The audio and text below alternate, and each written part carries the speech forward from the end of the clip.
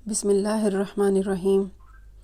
حضرت ادریس علیہ السلام کا ذکر قرآن میں صرف 2 جگہ آیا ہے، سورۃ المریم میں اور سورہ انبیاء میں۔ سورۃ المریم کی آیت نمبر 56 میں آتا ہے، اور یاد کرو قرآن میں ادریس کو بلا شبہ وہ سچے نبی تھے اور بلند کیا ہے ہم نے ان کا مقام۔ سورۃ الانبیاء آیت نمبر 85 میں آتا ہے، اور اسماعیل اور ادریس اور ذوالکفل ان میں سے ہر ایک تھا صبر کرنے والا۔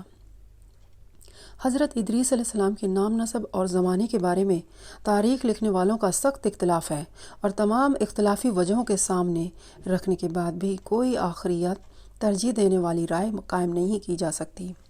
وجہ یہ ہے کہ قرآن کریم نے تو رشد اور ہدایت کے اپنے مقصد کے پیش نظر تاریخی بحث سے جدا ہو کر صرف ان کی نبوت کے رتبے کی بلندی اور ان کی اونچائی صفتوں کا ذکر کیا ہے، اور اسی طرح حدیث کی روایتیں بھی اس سے آگے نہیں جاتی۔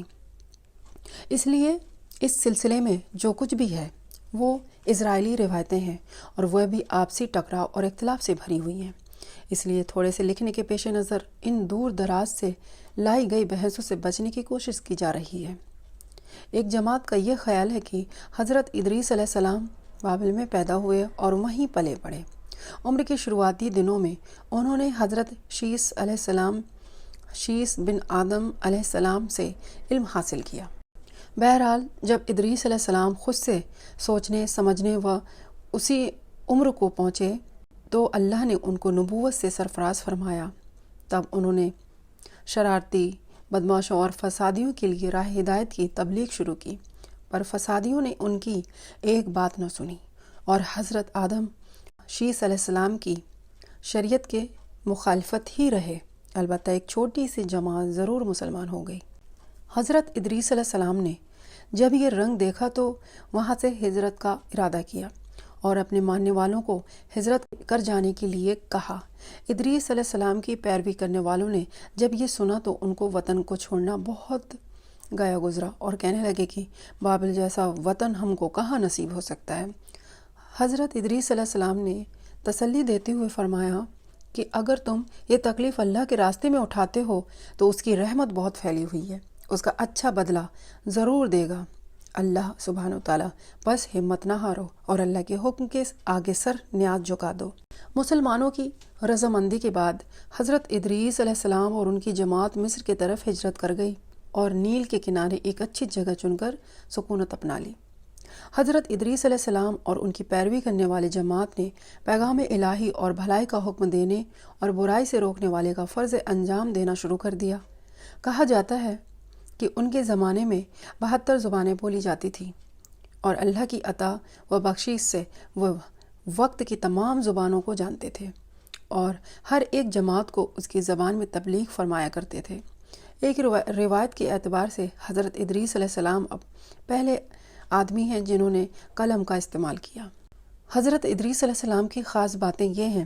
حضرت ادریس علیہ السلام نے دینی الہی کے پیغام کے علاوہ تمدنی ریاست اور شہری زندگی تمدنی اور طریقوں کی تعلیم و تقلین کی، اور ان کے ٹرینڈ طالب علموں نے کم و بیش 200 بستیاں آباد کی۔ حضرت ادریس علیہ السلام نے ان طالبہ کو دوسرے علموں کی بھی تعلیم دی، جس سے علم حکمت بھی شامل ہے۔ حضرت ادریس علیہ السلام پہلی ہستی ہے جنہوں نے حکمت کے علم کی شروعات کی، اس لیے کہ اللہ تعالیٰ نے ان کو افلاک اور ان کی ترکیب اور ان کے جمع ہونے اور الگ ہونے کے نقطوں اور ان کے آپسی کشش کے راجوں کی تعلیم دی، اور ان کو عدد و حساب کے علم کا عالم بنایا۔ اور اگر خدا کے اس پیغمبر کے ذریعے علم سامنے نہ آتے تو انسانی طبیعتوں کی وہاں تک پہنچ مشکل تھی۔ انہوں نے ان کے مناسب حال قاعدے قانون مقرر کیے اور پوری دنیا کو 4 حصوں میں بانٹ کر ہر چوتھائی کے لیے ایک حاکم مقرر کیا، جو زمین کے اس حصے کی سیاست اور بادشاہی کا ذمہ دار قرار پایا، اور ان چاروں کے لیے ضروری قرار دیا کہ تمام قانونوں سے بڑھ چڑھ کر شریعت کا وہ قانون رہے گا جس کی تعلیم اللہ کی وحی کے ذریعے میں نے تم کو دی ہے۔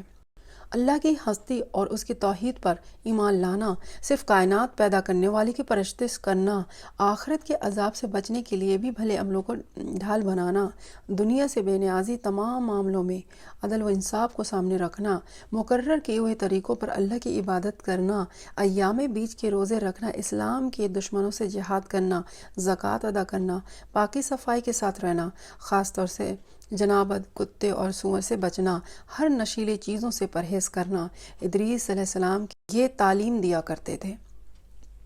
بعد میں آنے والے نبیوں کے بارے میں بشارت بھی دی۔ حضرت ادریس علیہ السلام نے اپنی امت کو یہ بھی بتایا کہ میری طرح اس دنیا کی دینی و دنیاوی اسلام کے لیے بہت سے نبی تشریف لائیں گے، اور ان کی نمایاں خاص باتیں یہ ہوں گی، وہ ہر ایک بری بات سے دور اور پاک ہوں گے، تعریف کے قابل اور فضائل میں کامل ہوں گے، زمین و آسمان کے حالات کو اور ان کے معاملوں کو کی جن میں کائنات کے لیے شفا ہے، یہ مرض وحی الہی کے ذریعے اس طرح جانتے ہوں گے کہ کوئی مانگنے والا بھوکا پیاسا نہ رہے گا، وہ دعاؤں کو دینے والے ہوں گے، ان کے مذہب کی دعوت کا خلاصہ کائنات کی اصلاح ہوگا۔ جب حضرت ادریس علیہ السلام اللہ کی زمین کے مالک بنا دیے گئے تو انہوں نے علم و عمل کے اعتبار سے اللہ کی مخلوق کو 3 طبقوں میں بانٹ دیا۔ کاہن، بادشاہ، ریاض اور ترتیب کے اعتبار سے ان کے درجے طے کیے گئے۔ کاہن سب سے پہلا اور اونچا درجہ قرار پایا، اس لیے کہ وہ اللہ تعالیٰ کے سامنے اپنے نفس کے علاوہ بادشاہ اور رعایا کے معاملے میں بھی جواب دہ ہے۔ بادشاہ کا دوسرا درجہ رکھا گیا اس لیے کہ وہ نفس اور راجیہ کے معاملے کے بارے میں جواب دہ ہے، اور رعایا صرف اپنے نفس کے لیے جواب دہ ہے، اس لیے وہ تیسرے طبقے میں شامل ہے۔ لیکن یہ طبقے ذمہ داریوں کے اعتبار سے تھے، نسل و خاندان کے اختیاری کے اعتبار سے نہیں۔ حضرت ادریس علیہ السلام اللہ تک جانے تک شریعت اور سیاست کے انہی قانونوں کی تبلیغ فرماتے رہے۔ حضرت ادریس علیہ السلام کی بہت سی نصیحتیں اور آداب اور اخلاق کے جملے مشہور ہیں جو الگ الگ زبانوں میں کہاوت کی شکل میں استعمال کیے جاتے ہیں۔ ان میں سے کچھ یہ ہیں: اللہ کی بے پناہ نعمتوں کا شکریہ انسانی طاقت سے باہر ہے، دنیا کی بھلائی حسرت ہے اور برائی ندامت، اللہ کی یاد اور عمل صالح کے لیے خلوص نیت شرط ہے، نہ جھوٹی قسمیں کھاؤ، نہ اللہ تعالیٰ کے نام کو قسموں کے لیے تختہ مشق بناؤ، اور نہ جھوٹوں کو قسمیں کھانے پر آمادہ کرو، کیونکہ ایسا کرنے سے تم بھی گناہ میں شریک ہو جاؤ گے۔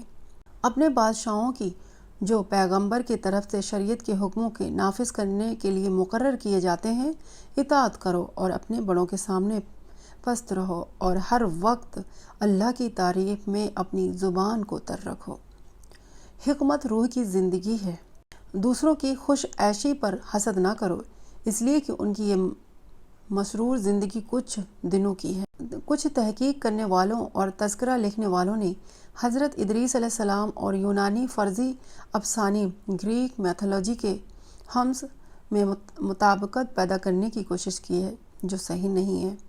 حمز کو ان فرضی افسانوں میں حکمت و فساد کا انجل کہا جاتا ہے، رومی اس کو عطارد کہتے ہیں۔